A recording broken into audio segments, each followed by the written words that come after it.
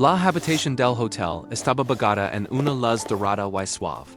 Las cortinas se movían ligeramente con la brisa nocturna que entraba por la ventana entreabierta. Debería haber sido el momento más felecto de mi vida.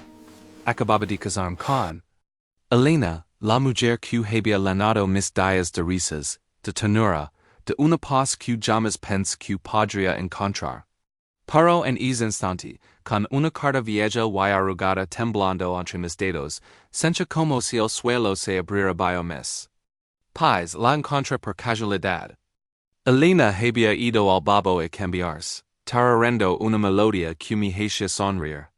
Yo, nervioso y emocionado, busqué en su maleta el perfume que tanto me gustaba, y que yo usaba en ocasiones especiales.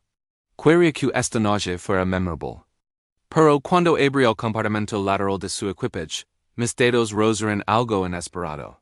Un sobre amarillento, doblado varias veces, escondido entre la ropa interior y un pañuelo de seda nos echemi, impulso a abrirlo. Quizás la curiosidad. La carta estaba dirigida a Elena, escrita con una letra infantil, con errores de ortografía propios de una niña pequeña. Mami, te extraño mucho. La abuela dice que alguien de volverás. Yo te espero. Te amo. Sofía Letters. Sofía. El nombre se clavó en mi pecho como un puñal silencioso. Leí la carta 1, 2, 3 veces. La fecha en la parte superior era de hace apenas 6 meses. 6 meses. Justo cuando yo le pedí matrimonio a Elena en aquella playa al atardecer. Cuando ella loro de felicidad, y me dio que yo era el hombre de sus sueños en ese mismo momento. Existía una niña que la llamaba mami y la esperaba de mis manos comenzaron a temblar. Dentro del sobre había una fotografía pequeña, del tamaño de las que se toman en cabinas automáticas. Una niña de unos 8 años con los mismos ojos castacos de Elena, sonreía a la cámara con un diente de menos. Lavaba coletas y un suda rosa con un unicornio. Era hermosa. Era real. Y yo no sabía nada de ella. Escucho agua del babo cerrarse. Elena tararía bien, ajena a la tormenta que se había desatado en mi interior. Me quedé sentado en el borde de la cama, con la carta en una mano y la fotografía en la otra, sintiendo como cada segundo que pasaba se volvía más pesado. Nos conocimos en una librería, ambos buscando el mismo libro rindo por la coincidencia. Desde cada momento juntos fue fácil, natural, como si hubiéramos estado destinados a encontrarnos. Hablábamos de todo. De nuestras familias. Le conté sobre mi padre ausente, sobre la soledad de crecer sin esa figura. Y ella me habló de una juventud difícil, de errores del pasado, de tiempos oscuros que había dejado atrás, pero nunca mencionó un matrimonio. Nunca. Mencionó a una hija, cuando Elena salió del babo, vestida con ese camisón blanco que habíamos comprado juntos, su sonrisa se desvaneció al instante.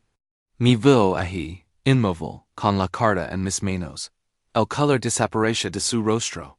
Se susurró. Su voz estaba rota antes de comenzar siquiera a explicar. No grite, no lance nada. Simplemente levanté la carta, diciendo que ella viera lo que había encontrado. ¿Quién es Sofía? Preguntó. Mi voz salió más calmada de lo que esperaba.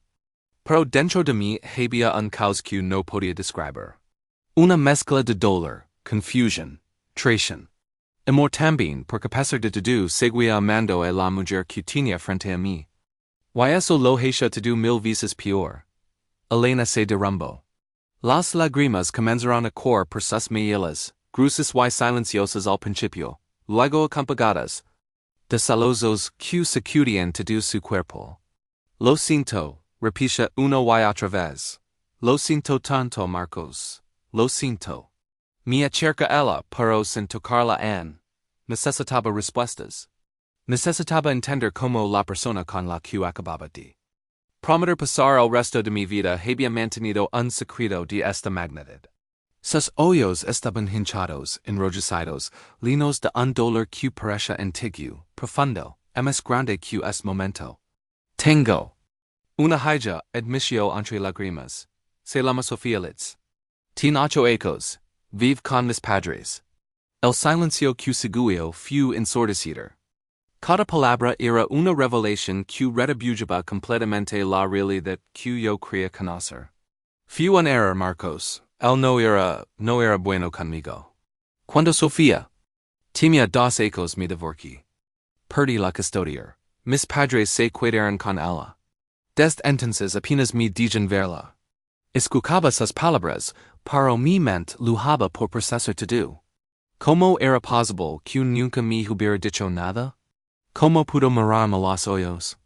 Día tras día, noche tras noche, why mantener esto oculto? ¿Porque nunca me lo dijiste? Pregunt, no pude evitar que mi voz sonara acusadora. ¿Por qué, Elena? ¿Ibemos a casarnos? Me prometiste no tener secretos. Porque tenía miedo. Confesó ella, cubriendo el rostro con las manos. Tenía tanto miedo de perderte. Cada vez que intentaba decírtelo, me paralizaba. Pensaba que me juzgarías, que pensarías que soy mala madre, que me abandonarías como todos los demás. Why te amo tanto, Marcos? Te amo demasiado como para arriesgarme a perderte. Sus palabras deberían haberme conmovido. Quizás en otro momento lo habrían hecho. Pero en ese instante, todo lo que sentía era una mezcla amarga de amor y traición, de impaciencia y rabia contenida. Acabamos de casarnos. Hace apenas horas, frente a nuestras familias y amigos, prometemos sernos fieles, honestos, transparentes. Y ahora descubría que la base de nuestra relación estaba construida sobre una mentira. Senté en el suelo, frente a ella, todavía sin tocarla. La carta seguía en mi mano. La fotografía de Sofía me narraba con esa sonrisa inocente. Una niña que no sabía que su madre acababa de casarse. Una niña que esperaba. Una niña cuya existencia había sido borrada de la historia que Elena me había contado. Necesito tiempo, dije finalmente. Las palabras salieron pesadas, cargadas de todo el dolor que sentiletas. Necesito pensar. Elena asintió entre lágrimas, sin intentar detenerme cuando me levanté y tomé mi chaqueta. Cambiándola por un silencio frío y un futuro incierto que acababa de comenzar. Parecía esa noche caminando por las calles vacías de la ciudad. El aire fresco golpeaba mi rostro, pero no lograba calmar el torbellino que sentía por dentro. Cada paso que daba me alejaba físicamente de aquella habitación de hotel, pero no podía escapar de las preguntas que martillaban mi mente. ¿Cuántas veces Elena había tenido la oportunidad de decirme la verdad? ¿Cuántas conversaciones? Sobre el futuro, sobre tener hijos, sobre construir una familia, habían sido teatro cuando ella ya era madre. No había encontrado respuestas. Solo levaba conmigo un cansancio profundo que iba más allá de lo físico. Cuando abrí la puerta de la habitación, encontré a Elena sentada en el mismo lugar donde la había letters. Seguía con el camisón blanco, ahora arrugado. Sus ojos estaban hinchados y rojos. Había llorado toda la noche, eso era evidente. Al verme entrar, se puso de pie de inmediato, con una mezcla de esperanza y terror en su mirada. Double quotes, Marcos. Comenzó, pero levantó mi mano suavemente. No con rabia, sino con agotamiento. Necesito que me lo cuentes todo, dije, sentándome en el sofá. Desde el principio, sin omitir nada. Elena asintió, secundó las lágrimas con el dorso de la mano. Se sentó frente a mí manteniendo cierta distancia, como si temiera que cualquier movimiento brusco pudiera hacerme de nuevo. Su voz era frágil, temblorosa pero honesta. Por primera vez en 2 ecos, sentí que estaba escuchando a la Elena real, sin filtros, sin murallas. Mi case cuando tenía 20 ecos, empezó. Era muy joven, muy ingenua. Creí que estaba enamorada. Mi familia no aprobaba la relación, pero yo era terca. Pensé que podía demostraros que estaban equivocados. Hizo una pausa, mirando sus manos. Me equivoqué. El matrimonio fue difícil desde el principio. Él era controlador, no me pegaba, pero me hacía sentir pequeña, inútil. Cada día me repisha que yo no servía para nada, que sin él estaría perdida. Escuchaba en silencio. Cada palabra que decía pintaba una imagen que nunca había visto. Esta era una Elena vulnerable, herida, con un pasado que había intentado enterrar. Cuando quedé embarazada de Sofía, pensé que las cosas mejorarían. Che no fui. Su voz se quebró, pero continuó. Fue peor. Después de que ella nació. Yo estaba exhausta, desbordada. Él nunca ayudaba. Decía que cuidar bebés era trabajo de mujeres. Yo intentaba ser buena madre, Marcos, te lo juro. Pero estaba tan sola, tan cansada, tan perdida. ¿Cuándo te divorciaste? Pregunt. Mi voz salió más suave de lo que esperaba. A pesar del dolor que sentía, no podía evitar sentir empatía por lo que estaba escuchando. Cuando Sofía tenía 2 hijos, volví a casa de mis padres con mi hija, sin dinero, sin trabajo. Mis padres me ayudaron pero también me juzgaron. Me recordaban constantemente que les había advertido sobre él, que yo no había escuchado. Tenían razón pero eso no hacía que doliera menos. Elena se limpió otra lágrima. Busco trabajo, cualquier cosa. Pero sin estudios universitarios, sin experiencia, solo encontraba empleos mal pagados. Trabajaba turnos dobles, llegaba a casa agotada, mis padres cuidaban a Sofía les. ¿Why la custodiar? Pregun, aunque parte me temía la respuesta. Elena cerró los ojos. Mi ex presentó una demanda alegando que yo era una madre negligente. Dio que nunca estaba en casa, que dejaba a mi hija con otras personas, que no podía mantenerla económicamente. El juez determinó que lo mejor para Sofía era quedarse con mis padres, bajo su tutela legal. Una mujer joven sola, luchando contra un sistema que la castigaba por intentar escapar de una situación difícil.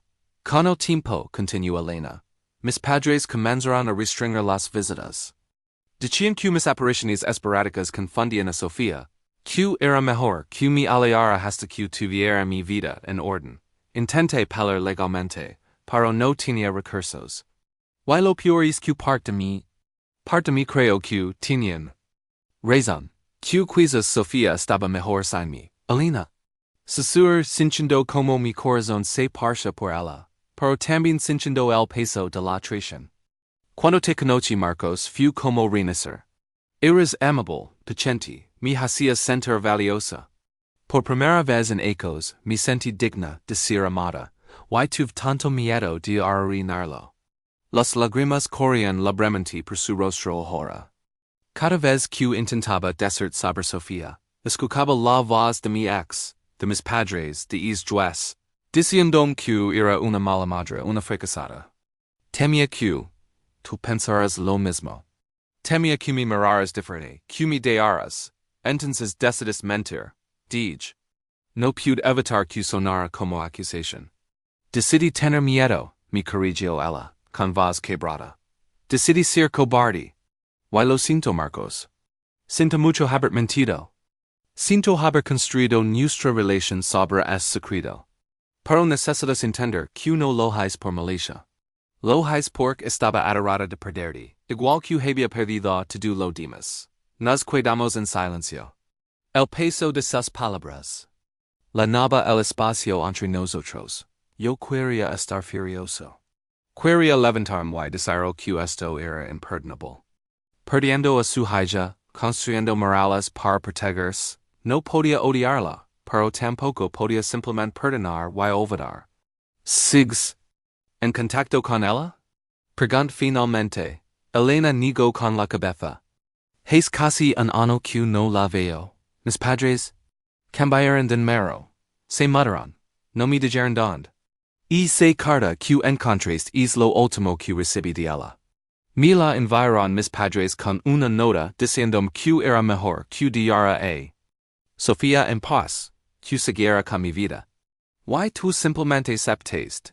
La pregunta salió en estura de lo que pretendía líderes. No, respondió Elena con un destello de algo parecido a la fuerza en su voz. No he dejado de buscarla. He contratado. Abogados cuando he podido ahorrar algo. He intentado contactar a mis padres por todos los medios. Pero sin recursos, sin saber exactamente dónde están, es como luchar contra un fantasma. Se detuvo, mirandome directamente.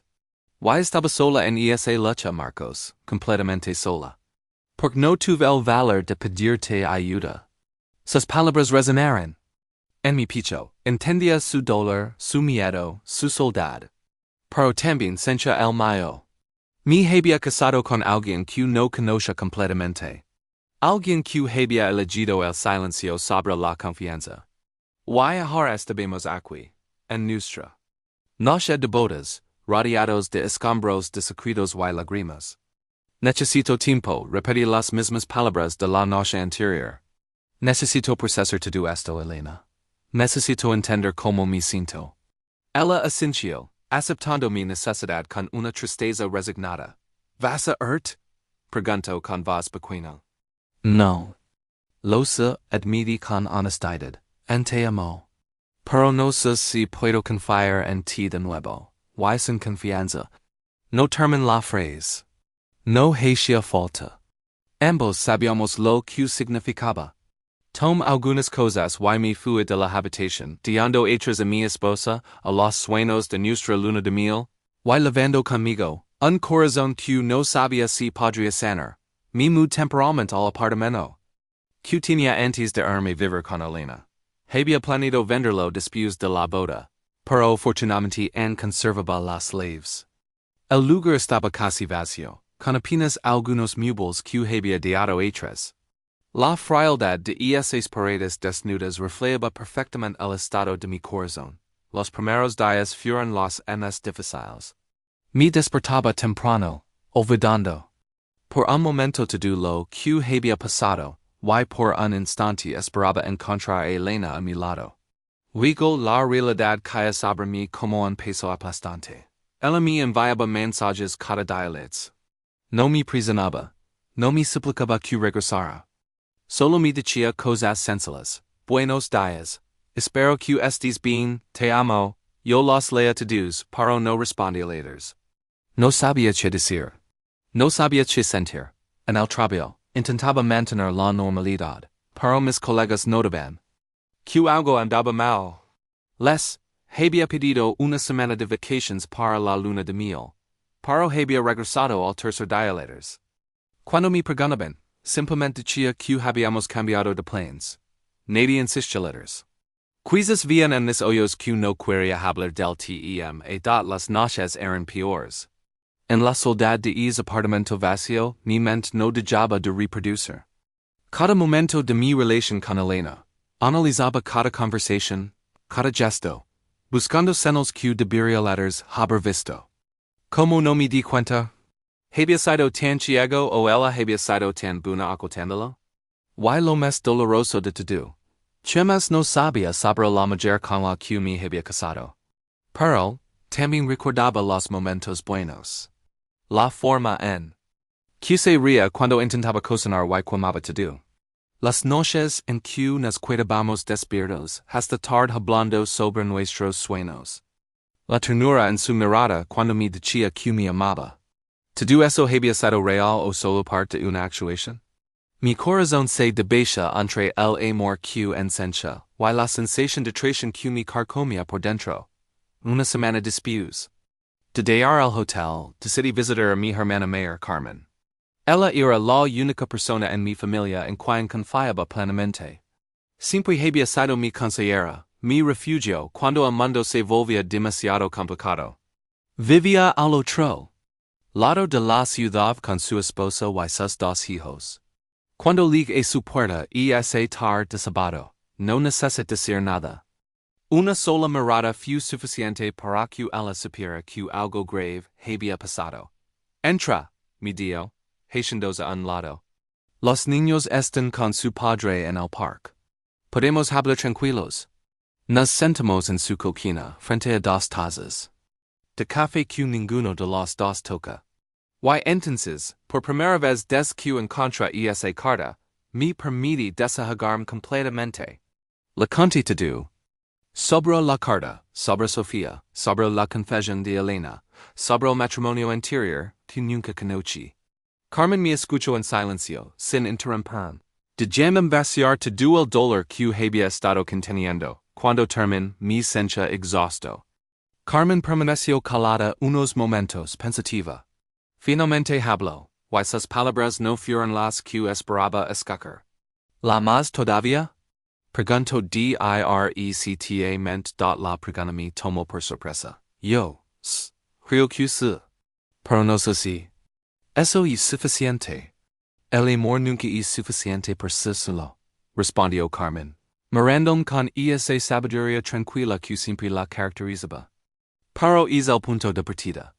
Marcos lo que Elena hizo estuvo mal, mentir fue un error grave. Pero has pensado en por qué lo hizo? Me lo explico. Dije con un tono defensivo. Tenía miedo de perderme. No, Carmen negó con la cabeza. No solo eso. Pensalo bien, y esa mujer perdió todo.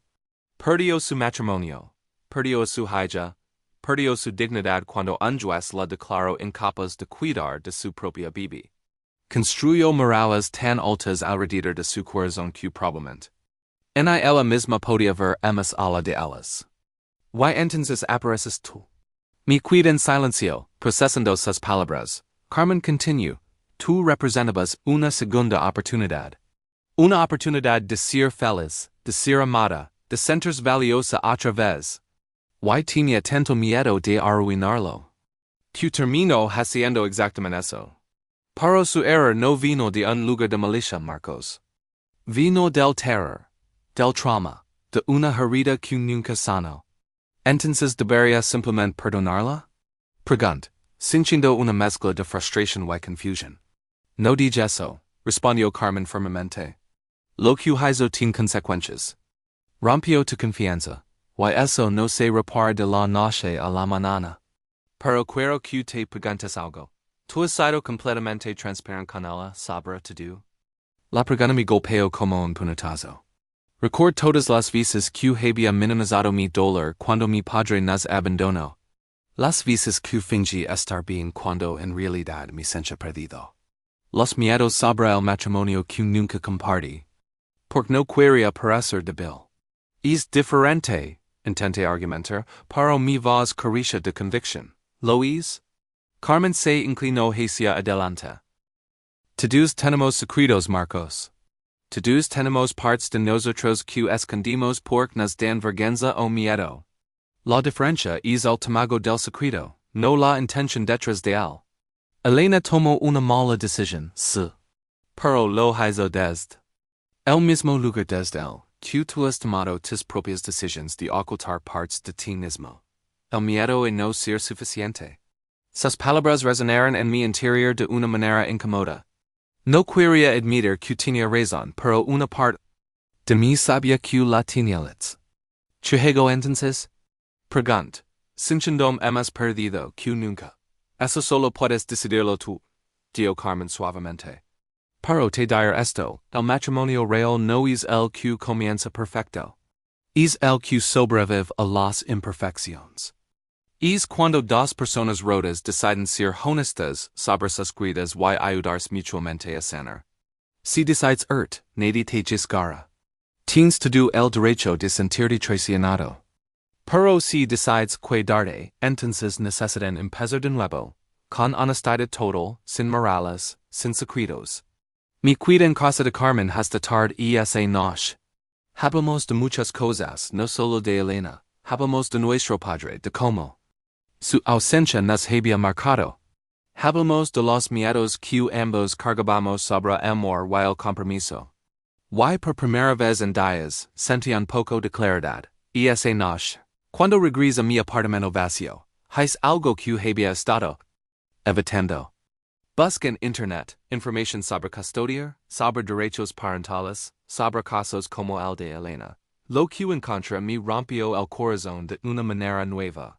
Historia tras historia de madres que habían perdido a sus hijos por circunstancias similares. Madres que luchaban contra sistemas legales complejos sin recursos, sin apoyo.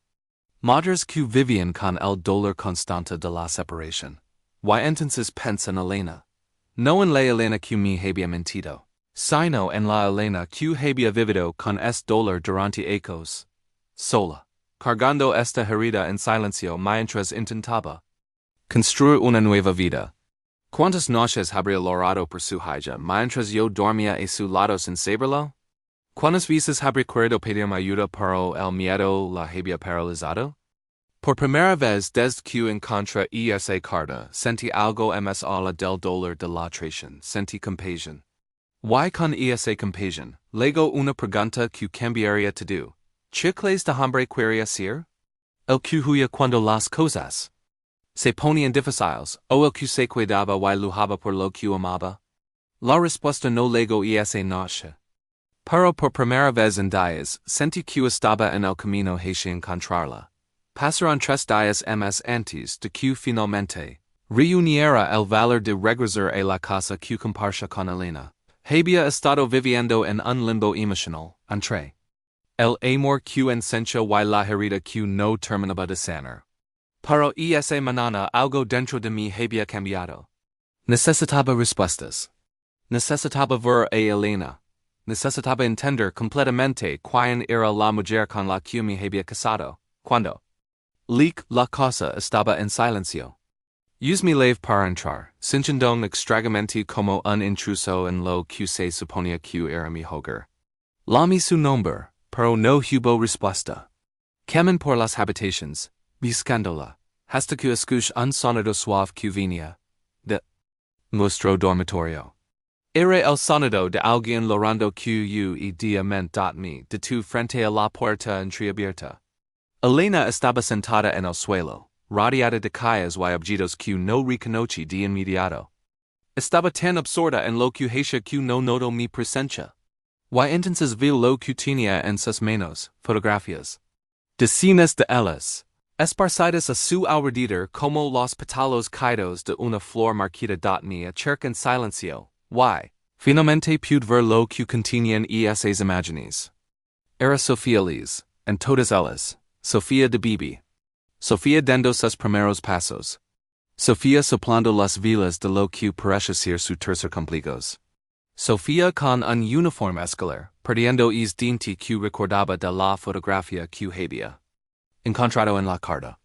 Había fotos de Elena con ella también, de cuando Sofía era muy pequeña, antes de que todo se desmoronara. En esas imágenes, Elena sonreía con una felicidad que nunca la había visto. Mi presencia finalmente llamó su atención. Elena levantó la mirada, sobresaltada, con los ojos enrojecidos y hinchados. Intentó recoger rápidamente las fotografías. Como si la hubiera descubierto haciendo algo prohibido, pero se detuvo a mitad del movimiento. Quizás se dio cuenta de que ya no tenía sentido esconder nada. Ya no había secretos que proteger. Marcos, susurró, limpiando las lágrimas con el dorso de la mano. No sabía que vendrías. No dije nada. Simplemente me senté en el suelo. Frente a ella, entre el mar de recuerdos que había mantenido ocultos durante tanto tiempo, tomó una de las fotografías. Era Sofía, quizás de 5 ecos con una corona de cumpleaños de cartón y una sonrisa enorme. Detrás de ella se veía un pastel con forma de mariposa. Su cumpleaños favorito, dijo Elena suavemente, mirando la foto. Todavía podía verla con más frecuencia. Ahora durante meses para hacerlo esa fiesta. Ella quería ser una mariposa cuando creciera. Una lágrima cayó sobre la imagen. Fue el último cumpleaños que celebré con ella. Continuó, mirando las fotografías, una por una. Había álbumes completos que Elena había guardado en estas calles. No solo fotos, sino también dibujos infantiles, tarjetas hechas a mano que decían, Te amo mami, con letras torcidas, un mechón de cabello rubio guardado en una pequeña bolsa transparente, tickets de cine de películas infantiles, pulseras. De cuentas que parecen hechas por manos pequeñas, en una esquina de la calle, encontré un calendario. Estaba marcado con círculos rojos en ciertas fechas. Me acerqué para verlo mejor y mi corazón se comprimió al entender lo que significaban esas marcas. Cada cumpleaños de Sofía Liz. Cada día del padre y la madre. Cada inicio de curso escolar. Fechas que Elena había estado observando en silencio sola. Durante todos estos ecos.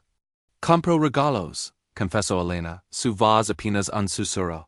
Cada cumpleaños, cada Navidad, compro algo para ella. Están todos guardados en el armario del cuarto de invitados. Ropa que probablemente yo no la cuido.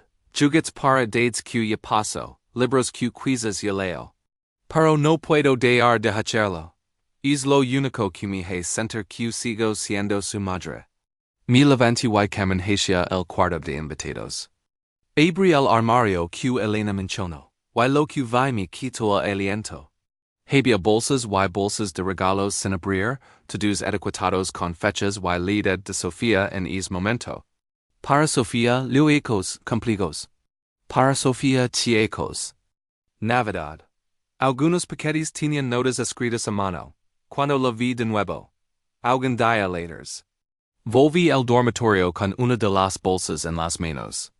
Elena me miraba con una vulnerabilidad absoluta, como si cada secreto, cada herida, cada pedazo roto de su corazón estuviera ahora expuesto en mí. ¿Por qué nunca me mostraste esto? Pregunt, no con enojo sino con una profunda tristeza. ¿Por qué nunca me dejaste entrar en esta parte de tu vida? Elena se cubrió el rostro con las manos. Porque tenía vergüenza, admitió entre sollozos. Por cada vez que miraba estas fotos, cada vez que compraba esos regalos, me recordaba mi fracaso más grande. Perdí a mi hija Marcos, una madre no pierde su hija. Una madre la protege, lucha por ella, muere por ella si es necesario. Pero yo no fui suficiente. No fui lo suficientemente fuerte, lo suficientemente inteligente, lo suficientemente buena. Y cada día vivo con esa vergüenza.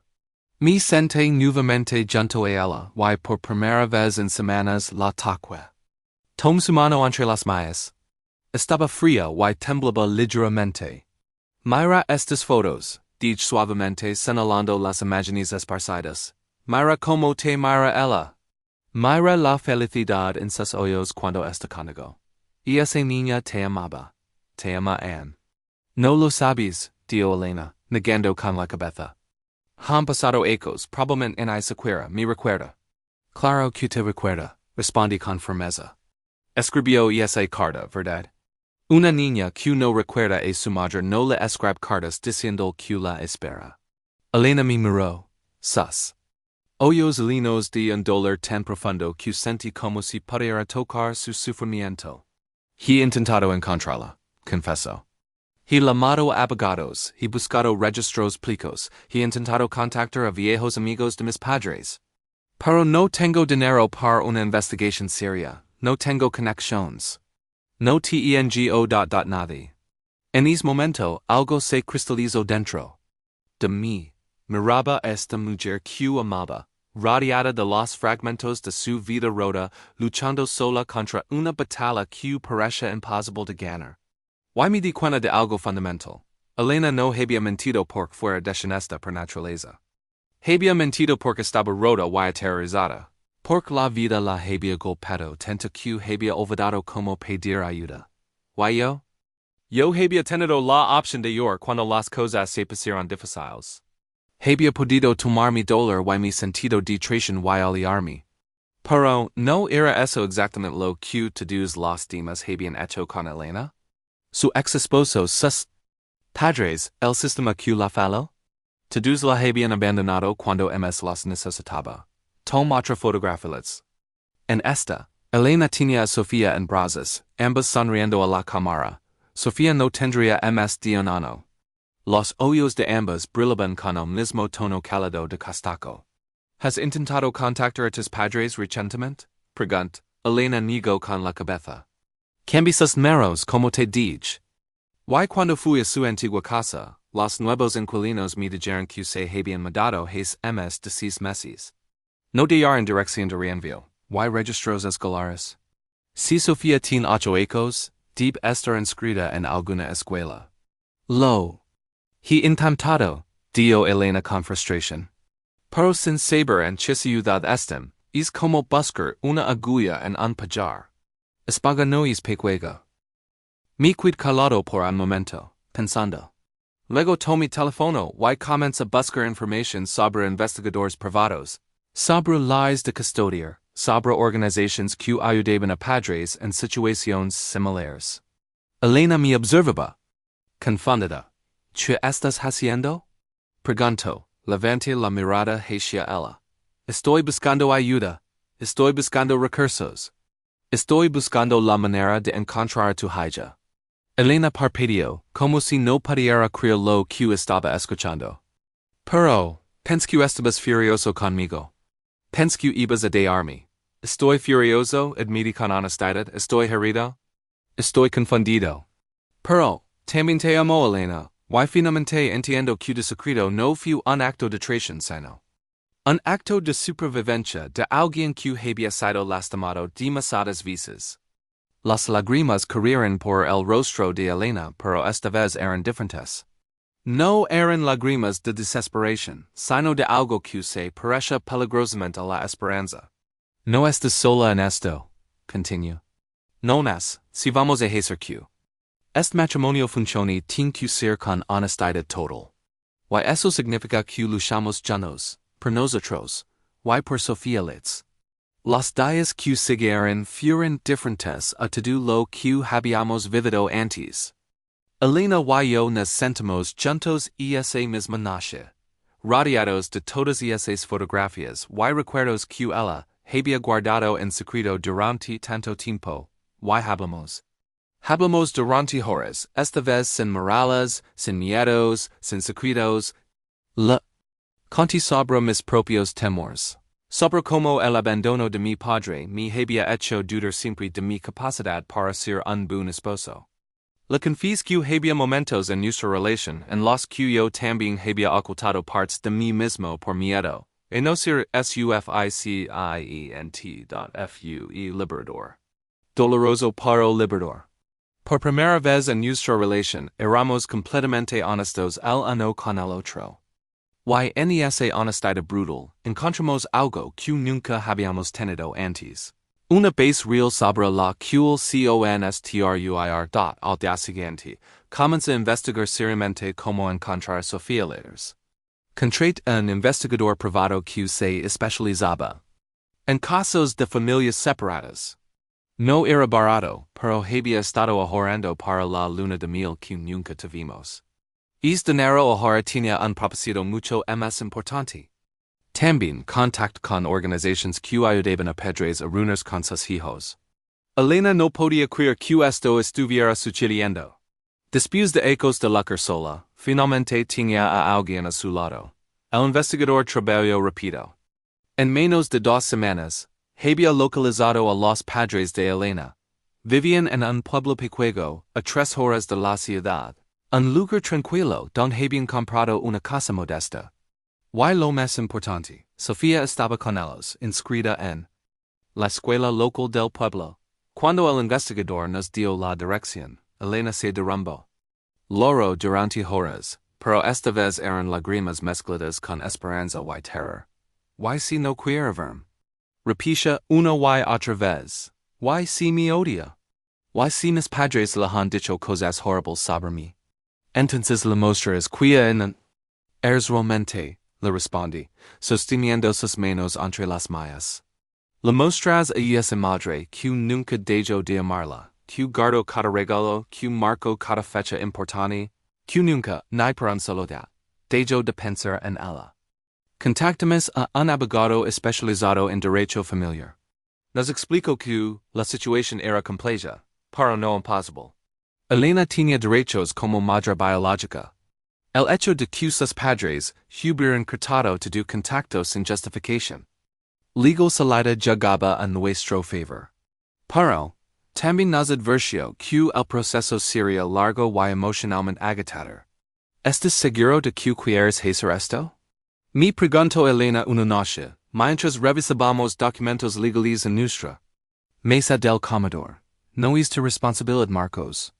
Sofía no es tu hija. Nadie te culparía si decidieras que esto es demasiado. La mayor, esta mujer que había cargado tanto dolor en silencio durante tanto tiempo, y su mi respuesta sin dudarlo. Cuando me quedes contigo, me quedes con toda tu vida. Con tu pasado, con tu presente, con tu futuro. Y eso incluye Sofía lit. Quizás no si mi hija biológica, pero si me das la oportunidad, me gustaría intentar ser parte de su vida también. Elena loro de nuevo, pero esta vez abrazando con una fuerza que no sabía que tenía letters. No merezco esto, susurro contra mi pecho. No merezco tu amor después de haber mentido. Todos merecimos segundas oportunidades, le respondí suavemente. Tú me diste una cuando te conocí, cuando me ayudaste a creer que podía ser amado. A pesar de mis cicatrices, ahora es mi turno de dar eso a ti. Decidimos no aparecer sin avisar en la casa de los padres de Elena. Nuestro abogado sugirió que primero enviáramos una carta formal, expresando el deseo de Elena de restablecer contacto con su feliz. La carta fue cuidadosamente redactada, respetuosa pero firme. Elena la reescribió al menos 10 veces. Cada versión un poco más vulnerable que la anterior. La respuesta luego 2 semanas después. No fue de los padres de Elena, sino de Sofía misma. Era una carta escrita a mano, con esa misma letra infantil que había visto en la primera carta que encontré. Decía simplemente, Mami, si quiero verte. Te he extragado todos los días. Por favor ven, te amo. Sofía Litz. Elena no podía dejar de leer esa carta. Le leía en voz alta, le leía en silencio, le sostenía contra su pecho como si fuera el tesoro más preciado del mundo. Y en muchos sentidos, lo era. Era la prueba de que el amor entre una madre y una hija podía sobrevivir ecos de separación, distancia y dolor. Programamos una reunión en un lugar neutral, un parque público en el pueblo. Donde vivían los padres de Elena aceptaron, aunque de mala gana.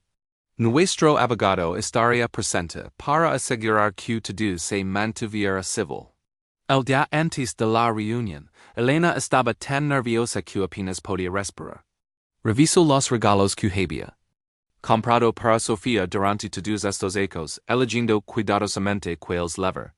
Finalmente seleccionó algunos libros. Una pulsera que había comprado para su séptimo cumpleaños. Y una carta nueva que había escrito explicando todo. Mañana de la reunión nos levantamos antes del amanecer. Elena se probó 5 atuendos diferentes, preguntando con cada uno si se vea como una buena madre. Le aseguré cada vez que se vea perfecta, porque lo hecho letters. No por la ropa, sino por el amor absoluto que irradiaba de cada poro de su ser. El viaje en coche fue silencioso. Elena miraba por la ventana, sus manos temblando ligeramente en su regazo. Yo conducía, tomando ocasionalmente su mano para recordar que no estaba sola. Cuando llegamos al parque, era un día hermoso de primavera. El sol brillaba suavemente, los árboles estaban llenos de flores, los pájaros cantaban. Era el tipo de día que parecía diseñado para nuevos comienzos. Y entonces la vimos. Sofía estaba sentada en un banco lleno de sus abuelos. Era más alta de lo que parecía en las fotografías, con el cabello más largo, pero esos ojos castacos eran inconfundibles. Los mismos ojos de Elena. Cuando Sofía vio a Elena, se puso de pie lentamente, como si no pudiera creer que fuera real. Elena caminó hacia ella. Cada paso medido, como si temiera que cualquier movimiento brusco pudiera romper el momento. Cuando estuvieron frente a frente, ambas se quedaron inmóviles por un segundo que pareció eterno. Luego Sofía susurró una sola palabra, ¿Mami? Y Elena se derrumbó de rodillas, abrazando a su hija con ecos de amor contenido. Sofía la abrazó. De vuelta, llorando, diciendo una y otra vez, te extraño tanto. Los padres de Elena observaban desde la distancia sus expresiones difíciles de leer. Nuestro abogado permaneció cerca, pero no intervino. Este momento era sagrado.pasron horas en East Park. Elena y Sofía hablaron, rieron juntas. Sofía le contó sobre la escuela, sobre sus amigas, sobre cómo cada noche rezaba para que su mamá regresara. Elena le mostró los regalos que había guardado. Y Sofía no podía creer que su madre nunca la hubiera olvidado. Yo me mantuve a cierta distancia al principio. Sofía, hey alguien que quiero que conozcas, es Marcos, es mi esposo. Y si tú quieres, le gustaría mucho conocer también. Sofía me miró con esos ojos grandes y inteligentes, evaluándome. ¿Eres bueno con mi mamá? Preguntó directamente. Intento serlo, respondí honestamente. La amo mucho.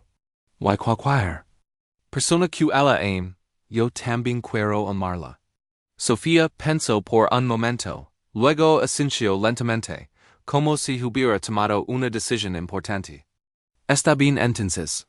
Y esa tarde, cuando nos despedimos, las cosas no estaban resueltas legalmente.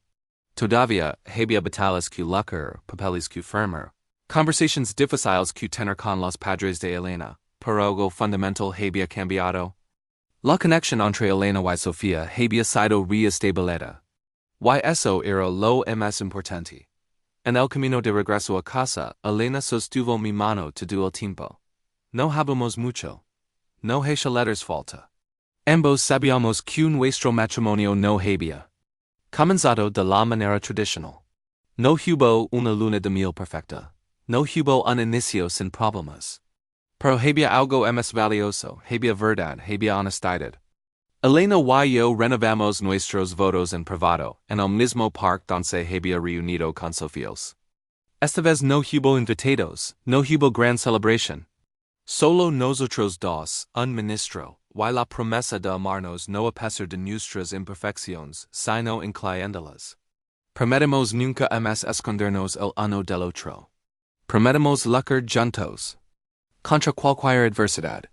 Prometemos ser honestos, incluso cuando la verdad fuera dolorosa. Y esta vez, cuando dijimos sí, acepto, ambos sabíamos exactamente que estábamos diciendo que sí.